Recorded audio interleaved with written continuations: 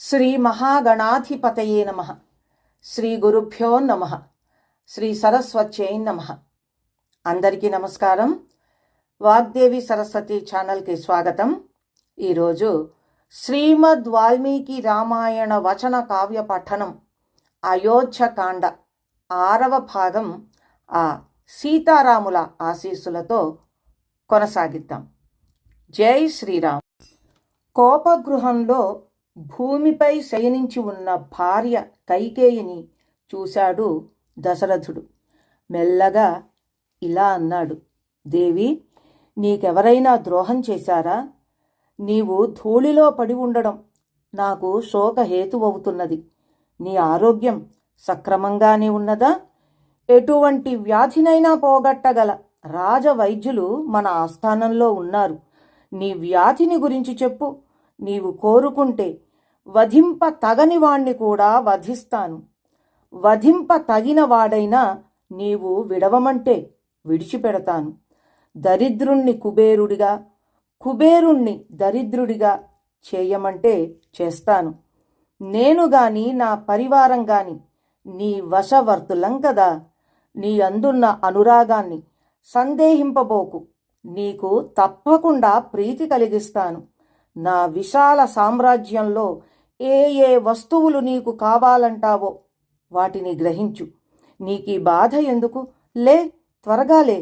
సూర్యుడు మంచులులాగా నేను నీ భయాన్ని తొలగిస్తాను అని మిక్కిలి అనునయంగా కైకని ఊరడించడానికి ప్రయత్నించాడు. ఆమె ఊరడిల్లింది. తన వరాలను పాలించమని నిర్బంధించటానికి ప్రారంభించింది.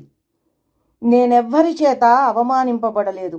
నాకే రోగము లేదు. మీరు పూర్వం చేసిన ప్రతిజ్ఞ ఇప్పుడు నిర్వర్తించాలి అని కోరుకుంటున్నాను. మీరు నా కోరిక చెల్లిస్తానని శపథం చేయండి. తరువాత మీరేం చెయ్యాలో తెలియజేస్తాను అని కైక సమాధానం చెప్పింది. దశరథుడు చిరునవ్వు నవ్వాడు. పిచ్చిదాన, స్త్రీలలో నీకంటే ప్రేమ భాజనురాలు నాకెవరున్నారు?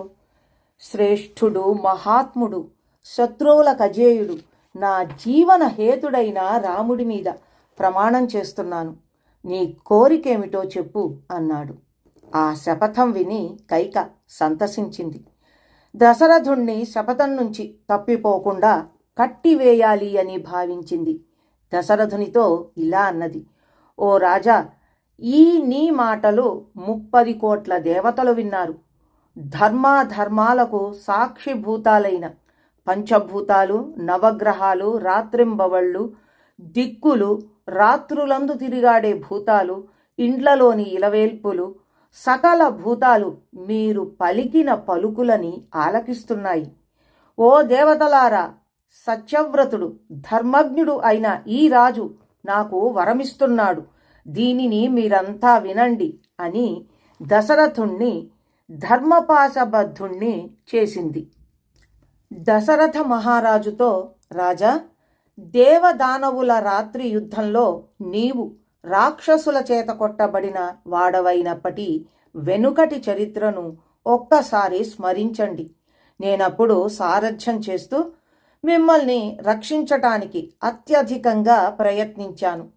అప్పుడు మీరు నాకు 2 వరాలు ప్రసాదించారు. నేను వాటిని మీ దగ్గరనే దాచుకున్నాను. ఆ 2 వరాలు ఇప్పుడు కోరుకుంటున్నాను. ఆ వరాలు మీరు ప్రసాదించకపోతే మీ ఎదుటనే ప్రాణ పరిత్యాగం చేస్తాను అని హెచ్చరించింది. వేటగాని కూత విని లేడి పరిగెత్తుకొని వచ్చి అతని వలలో పడి తన వినాశాన్ని తానే తెచ్చుకున్నట్లుగా దశరథుడు ఆమె మాటలకు వశీభూతుడైనాడు. అప్పుడు కైక దశరథునితో, నా వరాలు కోరుకుంటున్నాను, విను. రాముని పట్టాభిషేకం కోసం ఏ సామాగ్రి సిద్ధం చేయబడిందో ఆ సామాగ్రితోనే నా కుమారుడు భరతుడికి పట్టాభిషేకం నిర్వహింపబడవలే. దేవాసుర సంగ్రామంలో ప్రీతుడవై నాకిచ్చిన 2వ వరంగా రాముడు నారచీరలు ధరించి జటామకుటధారి అయి దండకారణ్యం ప్రవేశించి 14 ఏండ్లు తాపస వృత్తితో జీవించవలె. భరతుడు శత్రురహితమైన రాజ్యాన్ని పొందవలె. రాముడు అడవికి పోతూ ఉండగా నేనిప్పుడే కన్నార వీక్షించవలె. ఇది నాకు పరమాభీష్టం. మహారాజా, నీ ప్రతిజ్ఞను సత్యంగా నెరవేర్చు. దాని చేత నీ కులం, నీ వృత్తం, నీ జన్మాన్ని కూడా రక్షించుకో.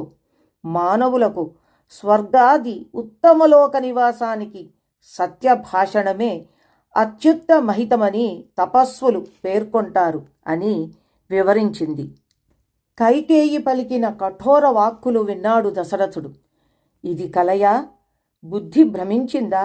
లేక పూర్వజన్మ స్మరణను అనుభవిస్తున్నావా అని సందేహించాడు. ఆడు పులిని చూచిన మగలేడివలె మంత్రరుద్ధమైన విషసర్పంలాగా దుఃఖిస్తూ తెలివిదప్పి నేలమీద పడిపోయాడు. మళ్లీ స్పృహ వచ్చింది. కైకేయితో అన్నాడు, ఓసి నీచురాల, వంశ వినాశిని, రాముడు నీకేం పాపం చేశాడు? రాముడు నిన్ను తల్లిలాగా సేవిస్తున్నాడు. నీ స్వభావం తెలియలేక, భయంకర సర్పాంగనవని గమనించలేక నిన్ను నా భవనంలో ప్రవేశపెట్టాను. లోకమంతా రాముని గుణగణాలను ప్రశంసిస్తున్నది. అలాంటి రాముణ్ణి ఏ దోషమున్నదని వర్జిస్తాను? నీవు విడువమంటే కౌసల్యను విడుస్తాను, సుమిత్రను పరిత్యజిస్తాను. పితృభక్తి పరాయణుడైన రాముని ఎలా అడవికి పంపించగలను? సూర్యుడు లేక లోకాలు నిలువవచ్చు, నీరు లేక పైరు బ్రతుకవచ్చు. కానీ రాముడు లేనిదే నేను మాత్రం జీవించలేను. నీ పాదాలంటి నమస్కరిస్తాను. శ్రీరాముని అరణ్య గమన వాంఛను విడిచిపెట్టు.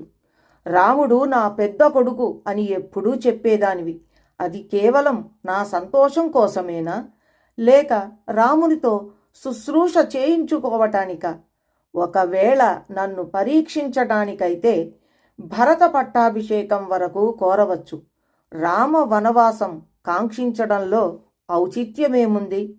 నీ వలన నీతిమంతమైన ఇక్ష్వాకు వంశానికి నేడు కళంకమేర్పడింది. నీవింతకు ముందు నన్నెప్పుడూ బాధించలేదు. ఇప్పుడు ఈ విధంగా మాట్లాడావంటే నమ్మలేకుండా ఉన్నాను. రాముడు భరతుని కన్నా మిన్నగా నిన్ను సదా సేవిస్తున్నాడు. నీ అంతఃపురంలో ఎందరో స్త్రీలున్నారు, ఎందరో సేవకులున్నారు. వారెప్పుడైనా రాముని గురించి నిందావాక్యం పలికారా? రాముడు సకల ప్రాణులకు ప్రీతిదాయకుడు. రాముడు సత్యంతో లోకాలు జయించాడు. దానం చేత దీనులను, సేవల చేత గురువులను, ధనస్సు చేత వీరులను, యుద్ధంలో శాత్రవులను జయించాడు. అట్టివాడిని నీకోసం అడవికి ఎలా పంపిస్తాను? రామునిలో శాంతి, దాంతి, త్యాగం, సత్యం, నిత్య కర్మానుష్ఠానం, కృతజ్ఞత మొదలైన గుణాలు బహుళంగా ఉన్నాయి. నేను వృద్ధుణ్ణి, మరణం సమీపించింది. నా పైని దయ చూపించు. నీ పాదాలకు సాష్టాంగ ప్రణామం చేస్తాను. రాముణ్ణి కాపాడు. నాకు సత్య ప్రతిజ్ఞాభంగం కలిగించకు. ఈ మాటలు చెప్పిన దశరథుడు మళ్ళీ మూర్ఛిల్లినాడు. భూమిపై పడి పొరలుతున్నాడు. కైకకు కోపం వచ్చి ఈ విధంగా చెప్పింది. ఇంతటితో శ్రీమద్ వాల్మీకి రామాయణ వచన కావ్య పఠనం అయోధ్యకాండ 6వ భాగం కూడా ముగిసింది. జై శ్రీరామ్.